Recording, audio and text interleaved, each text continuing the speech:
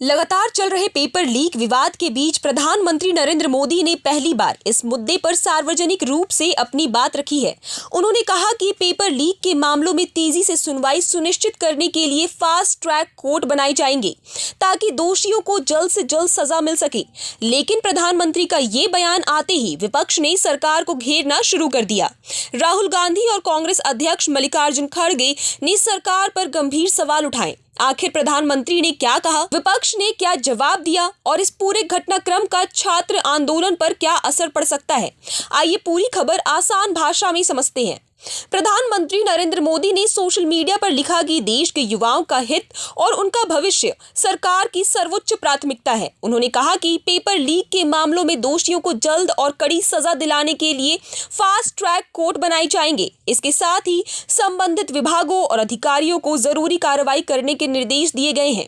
प्रधानमंत्री ने अपने संदेश में ये भी कहा कि जो लोग देश के युवाओं के भविष्य के साथ खिलवाड़ करेंगे, उन्हें किसी भी कीमत पर बख्शा नहीं जाएगा। प्रधानमंत्री का ये बयान ऐसे समय में आया है जब पिछले कई दिनों से दिल्ली के जंतर मंतर पर छात्र संगठन और सीजेपी के बैनर तले बड़ी संख्या में छात्र प्रदर्शन कर रहे हैं। छात्र परीक्षा प्रणाली में पारदर्शिता, पेपर लीक के मामलों में सख्त कार्रवाई और अपनी अन्य मांगों को लेकर लगातार आंदोलन कर रहे हैं।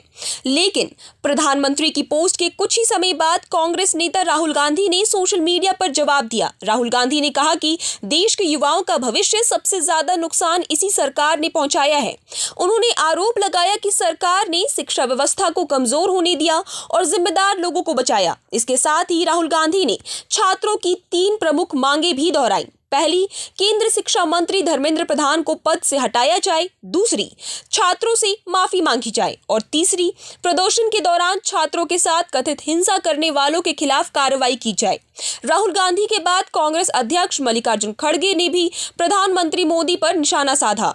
उन्होंने कहा कि शिक्षा व्यवस्था सरकार के कार्यकाल में कमजोर हुई है और सिर्फ घोषणाओं से समस्या का समाधान नहीं होगा। खड़गे ने आरोप लगाया कि छात्रों के प्रदर्शन के दौरान उनके साथ सख्ती बरती गई और सरकार को अब ठोस कदम उठाने चाहिए। उन्होंने भी छात्रों की मांगों को दोहराते हुए कहा कि जवाबदेही तय होनी चाहिए और न्याय मिलना चाहिए। यानी अब इस पूरे मुद्दे पर सरकार और विपक्ष आमने सामने है। सरकार का कहना है कि फास्ट ट्रैक कोर्ट बनने से पेपर लीक के मामलों में तेजी से सुनवाई होगी और दोषियों को जल्द सजा मिलेगी। वहीं विपक्ष का कहना है कि सिर्फ अदालतों की घोषणा काफी नहीं है, बल्कि शिक्षा व्यवस्था में जवाबदेही तय करना, छात्रों की शिकायतों को सुनना और उनकी मांगों पर कार्रवाई करना भी उतना ही जरूरी है। अब सबसे बड़ा सवाल यही है कि क्या सरकार के इस फैसले से छात्रों का आंदोलन शांत होगा? क्या विपक्ष की मांगों पर भी कोई कदम उठाया जाएगा? और क्या फास्ट ट्रैक कोर्ट वास्तव में पेपर लीक जैसी घटनाओं पर रोक लगा पाएंगे?